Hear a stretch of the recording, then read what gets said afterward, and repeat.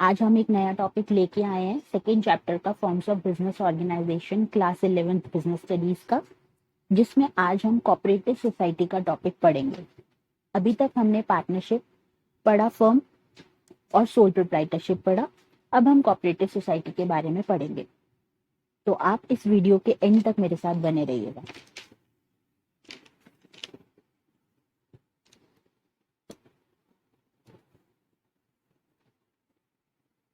Cooperative society क्या होता है? कोऑपरेटिव का मतलब क्या होता है? कोऑपरेटिव का मतलब होता है आपस में एक दूसरे को सहयोग देना, आपस में कोऑपरेट करना।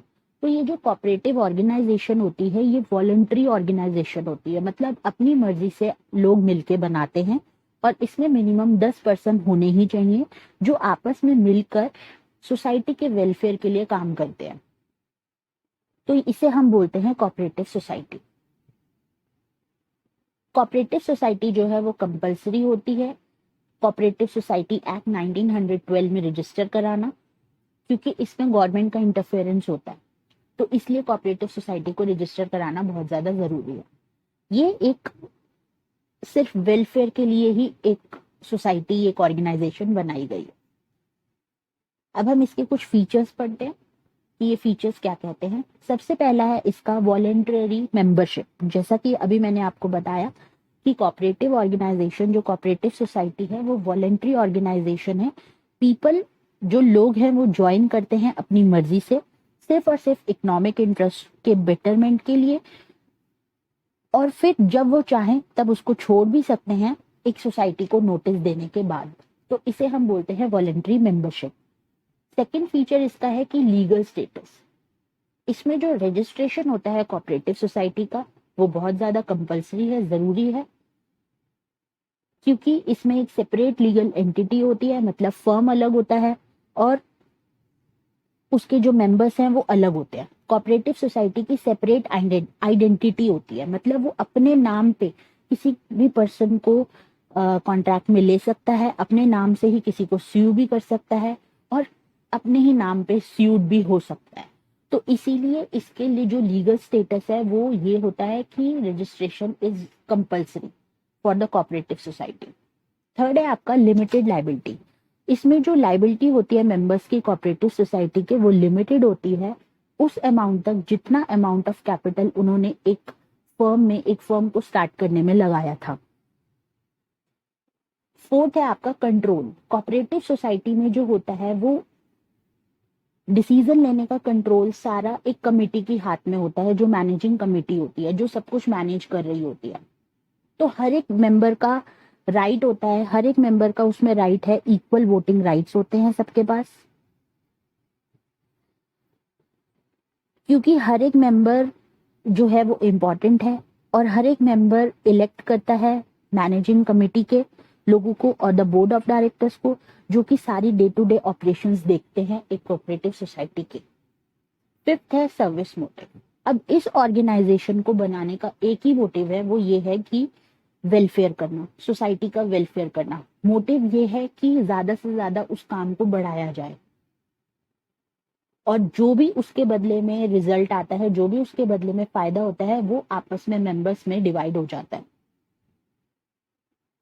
ये थे इसके फीचर्स। अब हम इसके मेरिट्स पढ़ते हैं। मेरिट्स को हम एडवांटेजेस भी कहते हैं, जो कि फायदे। अब इस कोऑपरेटिव सोसाइटी को बनाने के हमें क्या क्या फायदे होते हैं? सबसे पहला है कि इक्वालिटी इन वोटिंग स्टेटस। अभी हमने ऊपर भी पढ़ा था कि सारे मेंबर्स को वोटिंग राइट इक्वल होते हैं। ये एक डेमोक्रेटिक फॉर्म ऑफ ऑर्गेनाइजेशन है, जिसमें हर एक मेंबर को इक्वल वोटिंग राइट है कि वो अपने मैनेजिंग कमेटी के मेंबर्स को चुन सकता है, जो कि उसके डे टू डे एक्टिविटीज को देखेंगे। सेकेंड है आपका लिमिटेड लाइबिलिटी। ये भी एक बहुत बड़ा एडवांटेज होता है। क्यों? क्योंकि लिमिटेड लाइबिलिटी इसलिए एडवांटेज है क्योंकि जितना आपने पैसा लगाया है उतना ही आपको अगर नुकसान हो जाता है बिजनेस में, तो उतने तक ही आप लाइबल हैं किसी भी लॉस को भरने में। आपकी कोई पर्सनल प्रॉपर्टी यूज नहीं होगी, चाहे लॉस पूरा हो या ना हो। तो इस केस में, कोऑपरेटिव सोसाइटी के केस में, मेंबर्स की जो लाइबिलिटी होती है वो लिमिटेड होती है। थर्ड आता है स्टेबल एग्जिस्टेंस। इस केस में क्या होता है कि जैसे कि अगर कितने भी मेंबर्स आपस में मिल के आए और अपनी कोऑपरेटिव सोसाइटी की ऑर्गेनाइजेशन बनाई, तो इस केस में अगर किसी भी मेंबर की डेथ हो जाती है या फिर वो बैंकरप्ट हो जाता है या वो इनसान हो जाता है, तो उस केस में कोऑपरेटिव सोसाइटी के कंटिन्यूएशन में कोई इफेक्ट नहीं आएगा, वो चलती ही रहेगी। सोसाइटी की जो मतलब इसमें मेंबरशिप में कोई फर्क नहीं पड़ने वाला, इसलिए इसको कहा गया है कि इसकी जो एग्जिस्टेंस है वो स्टेबल है, मतलब टिकी हुई है, हट नहीं सकती। फोर्थ है economy in operations. Economy in operations का मतलब होता है कि यहाँ पर मिडल मैन्स को अवॉइड किया जाता है। कस्टमर्स जो हैं या फिर जो प्रोड्यूसर्स है, जो वही हैं जो सोसाइटी के मेंबर्स हैं जिन्होंने मिलकर एक ऑर्गेनाइजेशन बनाई है। तो इससे रिस्क क्या होता है, उधार लेने का या जो भी रिस्क होते हैं वो कम हो जाते हैं, क्योंकि मिडल मैन से अवॉइड हो जाते हैं। हम ज्यादा लोगों को इन्वॉल्व नहीं करते, वही लोग इन्वॉल्व हैं जो जिन्होंने मिलकर एक ऑर्गेनाइजेशन बनाया है, वही प्रोड्यूसर्स हैं और वही सब कुछ डील करते हैं। फिफ्थ आता है सपोर्ट फ्रॉम गवर्नमेंट। ये जो कोऑपरेटिव सोसाइटी है इनको पूरा पूरा एक गवर्नमेंट का सपोर्ट मिलता है, इनको गवर्नमेंट से फंड्स मिलते हैं जिससे ये सोसाइटी का वेलफेयर कर पाए, और इनको लोअर रेट ऑफ इंटरेस्ट पे लोन भी मिल जाता है। तो इसीलिए इसमें ये सबसे बड़ा एडवांटेज रहता है। सिक्स आता है ईज ऑफ फॉर्मेशन। ये जो कोऑपरेटिव सोसाइटी होती है ये बहुत ईजी होता है बनाना, क्योंकि अपनी मर्जी से लोग इसमें आके एक ऑर्गेनाइजेशन बना लेते हैं। तो मिनिमम इसमें 10 मेंबर्स चाहिए होते हैं एक ऑर्गेनाइजेशन को स्टार्ट करने के लिए, और फिर उसके बाद जो भी कोऑपरेटिव सोसाइटीज एक्ट 1912 में प्रोविजंस लिखे गए हैं उनको उन्हें फॉलो करना पड़ता है और अपने ऑर्गेनाइजेशन को चलाना पड़ता है। अब आती हैं इसकी कुछ लिमिटेशंस, मतलब इसके कुछ नुकसान भी हैं, इसके डिसएडवांटेज भी हैं। वो कौन कौन से हैं अब हम देखते हैं। सबसे पहला है लिमिटेड रिसोर्सेज। अब इसके रिसोर्सेज लिमिटेड क्यों है? क्योंकि जितने भी मेंबर्स हैं वो इतनी कैपिटल नहीं लगाते हैं। क्योंकि एक तो इनको गवर्नमेंट से फंड्स मिल रहे होते हैं, तो ज्यादा कैपिटल लगाने की कोई बात नहीं होती। तो इसीलिए जो रिसोर्सेज होते हैं वो बहुत ही लिमिटेड होते हैं, और प्रॉफिट का इनका मोटिव है ही नहीं। तो प्रॉफिट का मोटिव नहीं है, तो प्रॉफिट के मोटिव ना होने की वजह से डिविडेंड भी नहीं मिल पाता किसी को, क्योंकि डिविडेंड एक प्रॉफिट का हिस्सा होता है। तो उस केस में क्या होता है कि रिसोर्सेज जो है इनके पास बहुत लिमिटेड होते हैं। जैसा इन्होंने गवर्नमेंट ने जितना इनको फंड प्रोवाइड करवाया, ये उसके बेसिस पे ही अपना वेलफेयर करते हैं। दूसरा है inefficiency in management. Cooperative society जो है वो क्या होता है कि इतने इनके पास फंड्स सिर्फ लिमिटेड होते हैं और रिसोर्सेज भी इनके पास लिमिटेड होते हैं। तो इनको वेलफेयर में लगाने की वजह से ये लोग जो है वो एक्सपर्ट को हायर नहीं कर पाते। क्योंकि ये सैलरीज इतनी नहीं दे सकते उनको इतनी सर्विसेज ये प्रोवाइड नहीं कर सकते। तो उससे क्या होता है कि ये लोग कहीं ना कहीं मैनेजमेंट में इनएफिशिएंसी हो जाती है, क्योंकि हर कोई परफेक्ट नहीं होता। तो एक्सपर्ट हायर करना कई बार जरूरी हो जाता है किसी ऑर्गेनाइजेशन में, अगर हमें प्रॉपर वेलफेयर करना है तो। बट इस केस में ऐसा नहीं हो पाता है, क्योंकि लिमिटेड रिसोर्सेज और लिमिटेड फंड्स हमारे पास अवेलेबल होते हैं। और अगर हम एक्सपर्ट्स को हायर करेंगे तो ऑब्वियसली वो हमसे हायर प्राइस ही चार्ज करेंगे। थर्ड है लैक ऑफ सीक्रेसी। अब इस केस में कोऑपरेटिव सोसाइटी में क्या होता है कि जो डिस्कशंस होती हैं वो ओपनली होती हैं, इसमें कोई सीक्रेटली नहीं होती है। तो इस केस में जो सीक्रेट है वो मेंटेन नहीं हो पाता है।